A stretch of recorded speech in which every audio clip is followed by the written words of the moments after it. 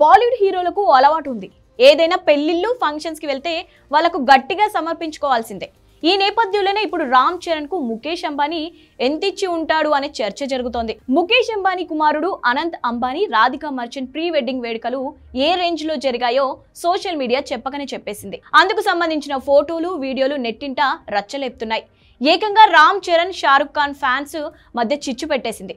ఇదిలా ఉంటే ఖాన్ త్రయం ఏదైనా ఈవెంట్ కు వెళ్తే గట్టిగానే వసూలు చేస్తారని టాక్ ఉంది. ఈ క్రమంలో అంబానీ ఇంట జరిగిన ప్రీ వెడ్డింగ్ వేడుకకు కోట్ల రూపాయలు ఇచ్చి ఉంటారనే టాక్ నడుస్తోంది.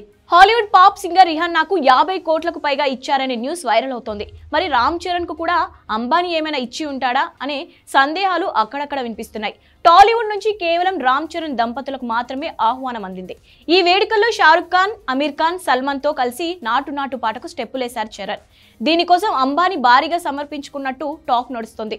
అయితే అది ఖాన్ త్రయానికి గానీ రామ్ చరణ్ విషయంలో మాత్రం అలాంటిదేమీ లేదని అంటున్నారు. చరణ్ ఈ వేడుకల్లో ఇష్టపూర్వకంగానే పాల్గొన్నాడని టాక్.